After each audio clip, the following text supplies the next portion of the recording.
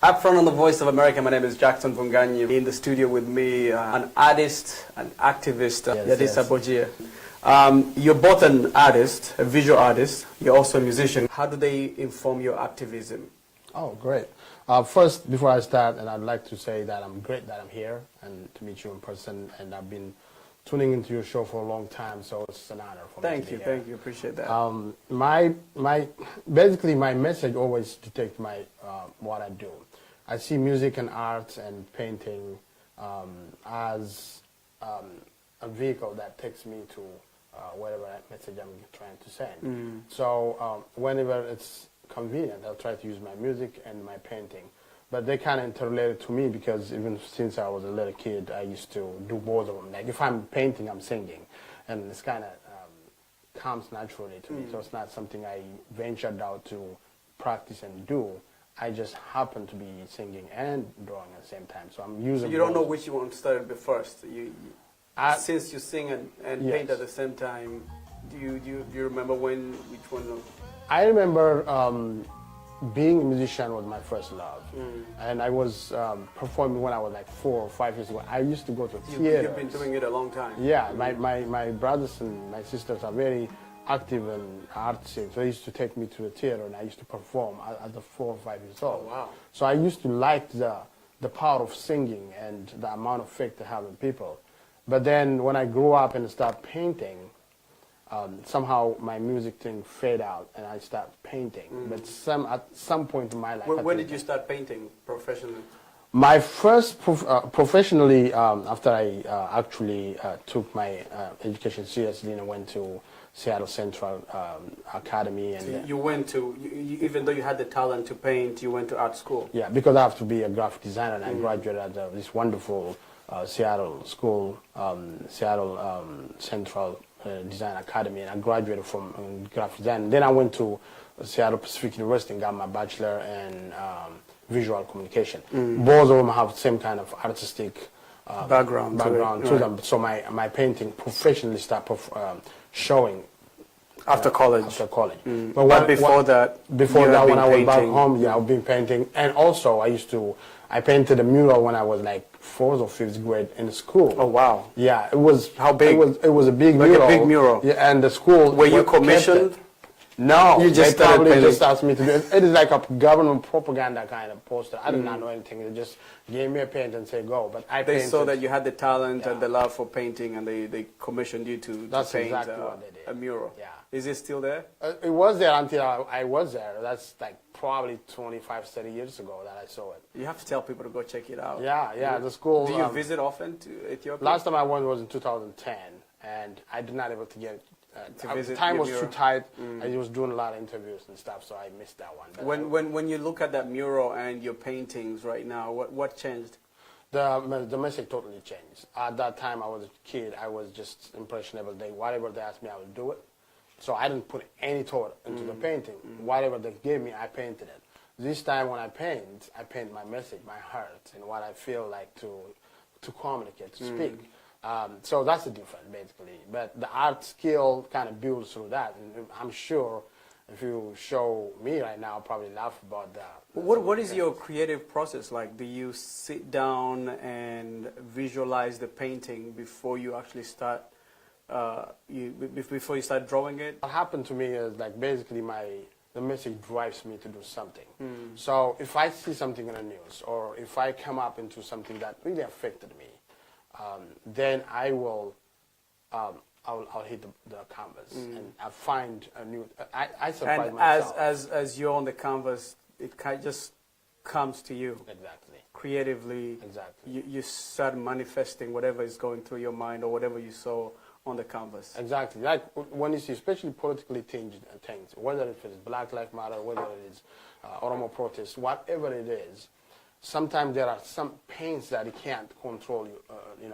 You have to say something about. Right. And then the canvas gives you this amazing landscape where you can just pour out your feelings into that, and that's a blessing. Somehow it's kind of cathartic in a way. So you can just say whatever you want in that canvas and kind of communicate yourself through it.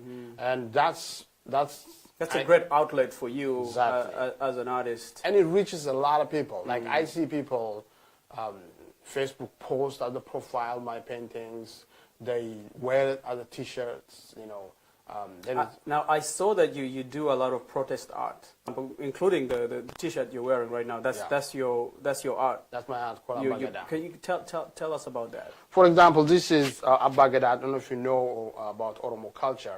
Oromos have this democratic system of government called Gada system, which lived for hundreds and hundreds of years and kind of fade out when Oromo other cultures expanded through it and kind of destroyed some of the basic element of those systems. Today, we are actually exercising the Gada system. There are Gadas, there are Oromo culture is flourishing back again because Oromo is back, because people are now, you know, empowered. Is there a resurgence of Oromo culture that is happening right now? Exactly. The Gada system, for example, is we just elected the youngest Gada like a year ago. So the Gada system is a system based on merits, not by who you are, or that's why it's now. With the work of a lot of organizations, including the Oromo Studies Association and the writers and the books that have been written about it, UNESCO make it the World Heritage. Right. So this Oromo protest, when it happened, the master plan that the Ethiopian government imposed into these areas takes this land from Oromo the farmers. Oromo areas. Yes. Right.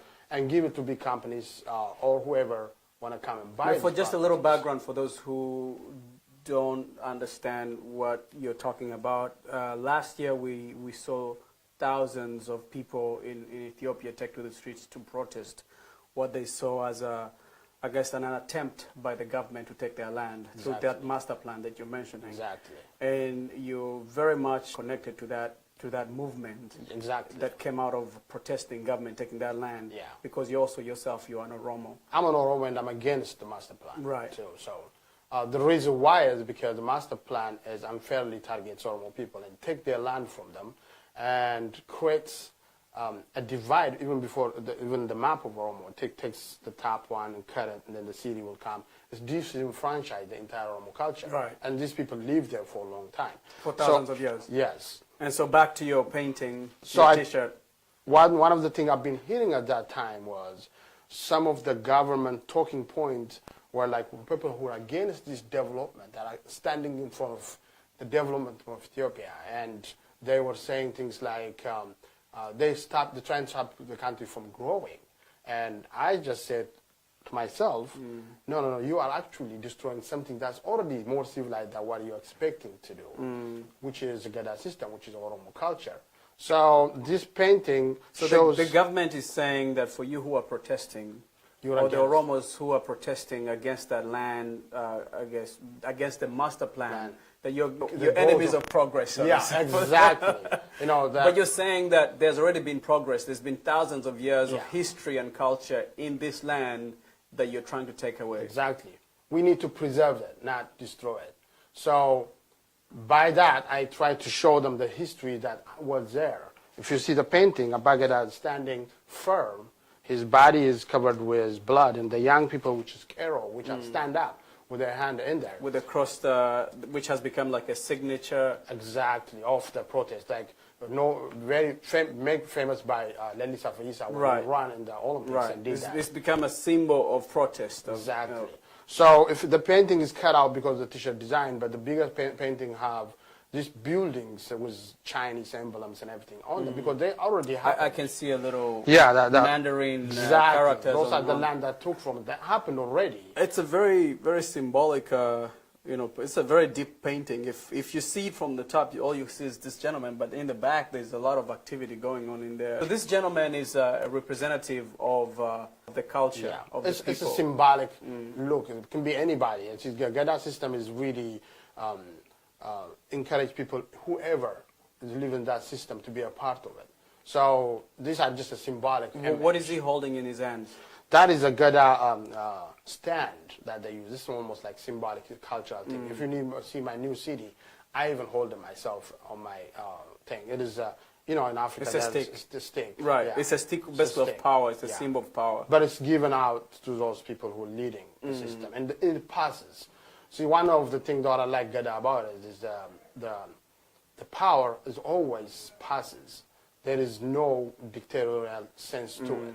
And power passes from one generation to the other. And then based also, on merit. Based on merit. That's very important because in the feudalistic system and the other system that we're trying to, which actually played a big role in destroying some of the aspects of that system, just the power is based on who you are. You know, like you have to be somebody's son. Yes. You know, like people who just come up and say, I am somebody's son, yes. so I am like your God kind of thing. Geda do not believe in that. You have to have a merit to be that. So you're an upstanding member of society exactly. with some sort of contribution to society to be able to be in power. Yeah, and then they have stages to it too. There are young people, 8 years old. It grows from. There are a lot of books out there, and I encourage people to read about it. But you know, this is a culture that we're trying to preserve, and that's why we stand against the master plan. And hopefully, our struggle is not in vain, and the blood that's shed and people that died, if they with their death, if they preserve that, I see it as a big victory.